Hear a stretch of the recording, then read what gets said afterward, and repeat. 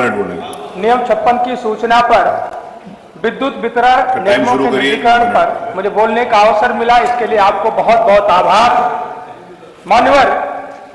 UPPCL के द्वारा दिनांक 26/11/2024 को वीडियो कॉन्फ्रेंसिंग के माध्यम से वितरण कंपनियों के कार्मिकों को यह अवगत कराया गया कि पूर्वांचल विद्युत वितरण निगम और दक्षिणांचल विद्युत वितरण निगम घाटे पर जा रहा है, लिहाजा उसका निजीकरण करना आवश्यक हो गया है, जिसके प्रस्ताव से कर्मियों को अवगत कराया गया। महोदय, जब हम पीछे नजर डालते हैं तो वित्तीय वर्ष 2000 में तत्कालीन जब उत्तर प्रदेश राज्य विद्युत परिषद था तो उस परिषद पर घाटा 77 करोड़ रुपए का था, और आज 2024 में जब Uttar Pradesh power corporation limited काम कर रहा है वो घाटा बढ़कर के 1,10,000 करोड़ रुपया हो गया। मान्यवर, हम सब लोग जानते हैं कि यूपीपीसीएल में जो चेयरमैन और डायरेक्टर्स की नियुक्ति सरकार के द्वारा की जाती है, जो आईएएस अधिकारी होते हैं, जिनके द्वारा वितरण कंपनियों पर नियंत्रण रखने का काम किया जाता है। मान्यवर, जो सरकार नीति बनाती है, जो शासनादेश जारी होते हैं, जो निगम की तरीके से कॉर्पोरेशन की तरफ से आदेश जारी होते हैं, उसका क्रियान्वयन कराने का कार्य जो बाकी के वितरण कंपनियों के जो कर्मी होते हैं उनके द्वारा किया जाता है, और जहां कहीं कोई लापरवाही होती है तो उन कर्मियों का स्थानांतरण कर दिया जाता है, उनका निलंबन कर दिया जाता है, और भ्रष्टाचार में पाए जाने पर उनकी बर्खास्तगी तक हो जाती है।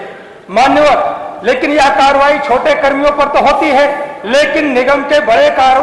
कर्मियों या बड़े अधिकारियों और ईपीपीसीएल के प्रबंध तंत्र को नहीं होती है। ऐसा लगता है कि जो बड़ी मछली हमेशा छोटी मछली को खाने का काम करती है, तो वही शैली आज सरकार में यहाँ पर कॉर्पोरेशन में भी दिखाई पड़ती है।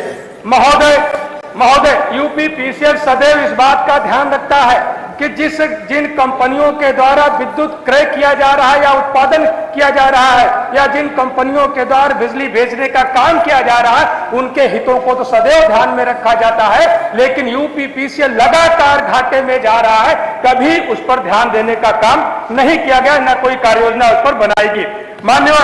मान्यवर, यूपीपीसीएल एक और काम करता है। बैंक जब किसी बचत योजना में किसी भी लाभार्थी को 3% से ज्यादा ब्याज नहीं देती है, लेकिन Uttar Pradesh power corporation limited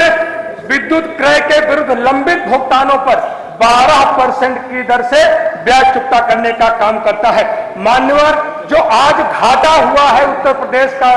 power corporation को, उसके पीछे कारण कुछ और है, लेकिन कॉर्पोरेशन दिखाना कुछ और चाहता है। मान्यवर, खराब सामग्रियों की खरीद की जाती है, जिसमें चाहे वो पोल हो, कंडक्टर हो, ट्रांसफार्मर हो, वीसीबीएस हो। मान्यवर, हम सब लोग जनता के बीच से चुन करके आते हैं, ये देखते हैं कि ट्रांसफार्मर में इस्तेमाल किए जाने वाला मटेरियल जब ट्रांसफार्मर जल जाता है और जलने के बाद जब वो ठीक कराया जाता है और लाने के बाद वो लगाया जाता है तो अगले दिन फिर से जल जाता है।